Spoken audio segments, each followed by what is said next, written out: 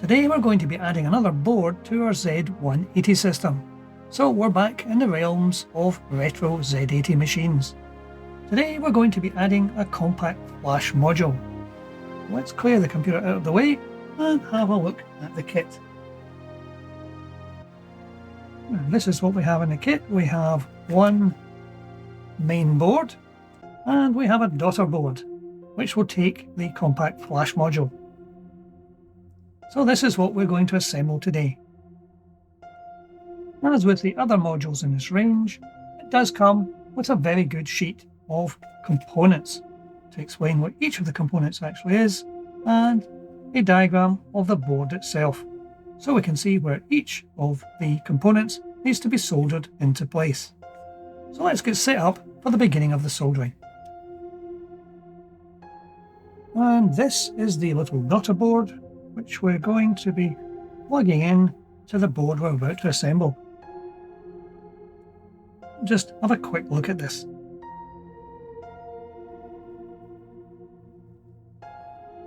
Our sockets and chips in here. And this is the daughter board which takes the compact flash module. So here we have the compact flash module which is pre-assembled. So no soldering needed on this. This just needs to plug into our board at the end of the project. So we'll put that to one side. And we will commence assembly on the main board. So we appear to have 4 resistors, 2 capacitors, and our edge connector, and a little LED to solder into place, as well as the sockets for the chips. So as always, we'll start with the lowest profile components, the resistors. So 4 resistors are all going into the middle of the board here. We have 3 resistors exactly the same values, and we have 1 single resistor which will go on the left hand side. So we'll put that one in first.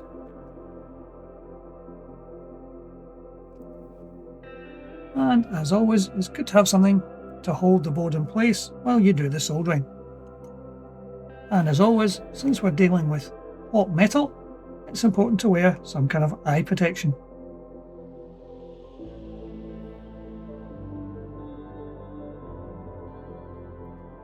And now we can start to solder.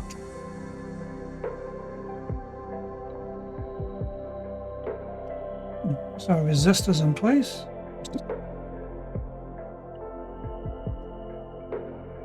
And as always, a bit of visual inspection to make sure we haven't missed anything. And that the solder joints are cleanly made. And they look fine.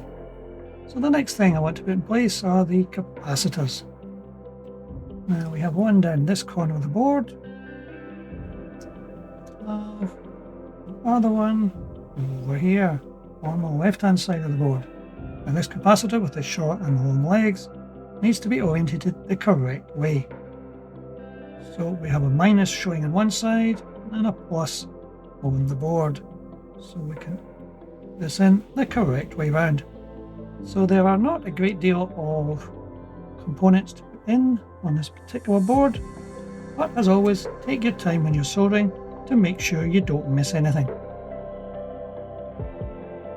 Next, we will probably want to put in our connectors and our sockets.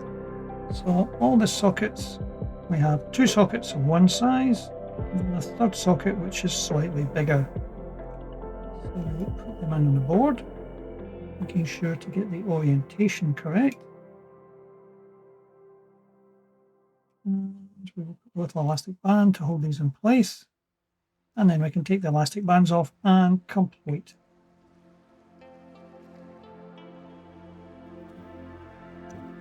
And a quick check to make sure they're level, which they are. So we can take off the elastic band and we can now complete the remainder of these solder joints.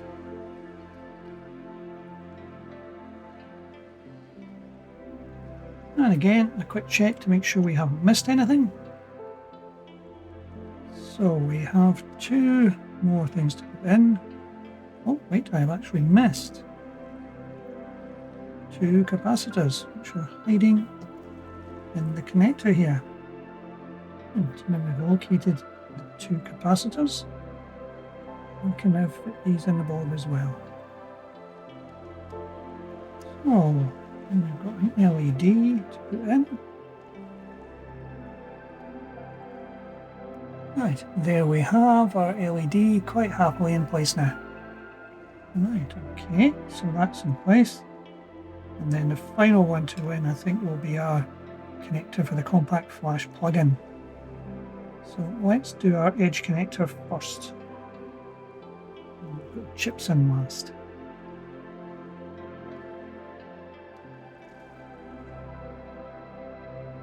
Right, so before we start the second row, we will check the first row to make sure it looks okay. Seem to have managed all of those without missing anything, which is good.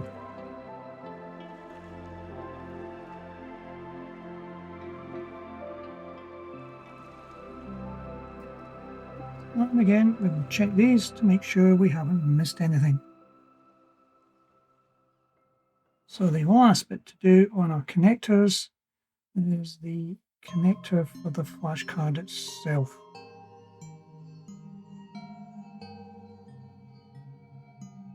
So we also have 3 standoffs and 3 screws.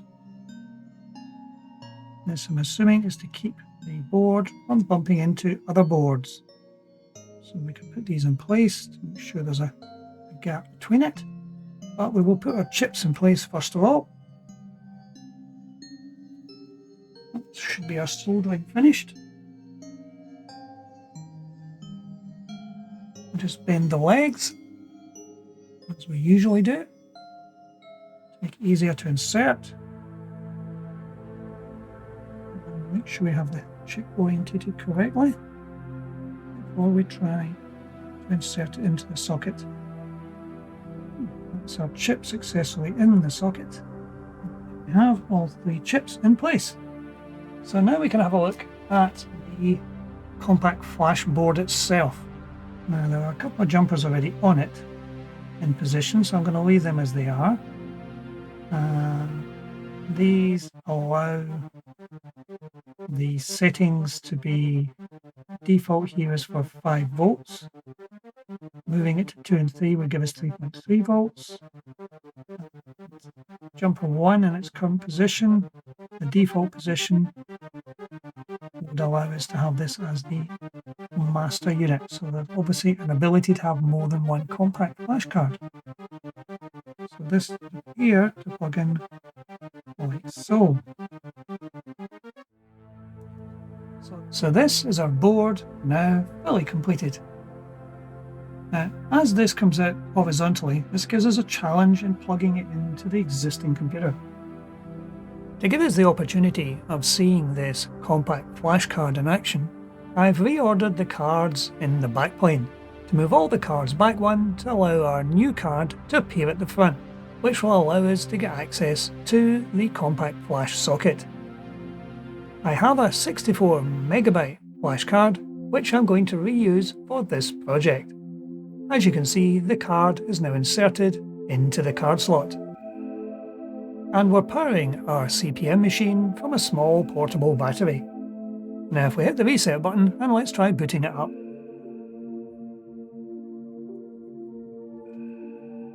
And there we are, now booted up. As you will see from the screen, it is now listed an entry for IDE 0. We have a 61 megabyte disk showing on that list. So that's quite promising in the fact that it's now recognised it's got a new drive. So let's go into CPM and see what we can do.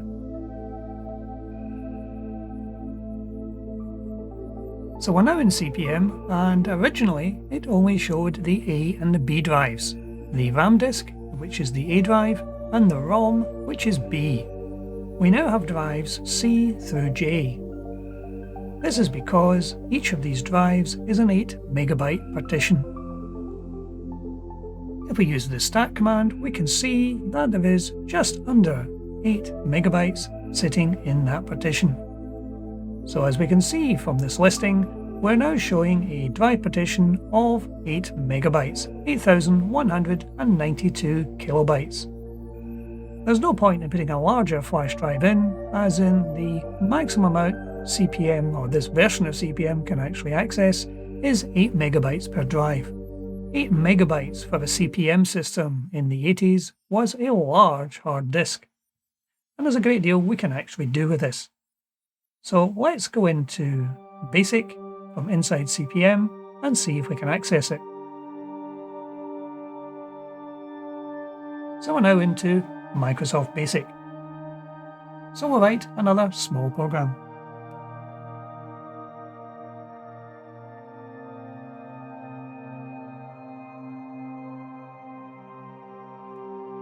So there is our small application printing out the numbers between 1 and 10. We will now attempt to save this to one of our drives.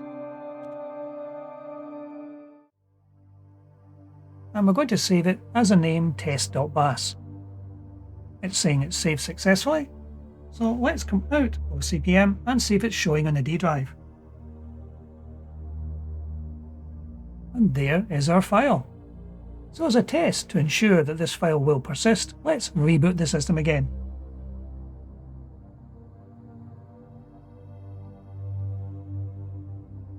And there is our system rebooted. So back into CPM, back into Basic. And as you can see, inside Basic at the moment, there is nothing loaded. So we will attempt a load command.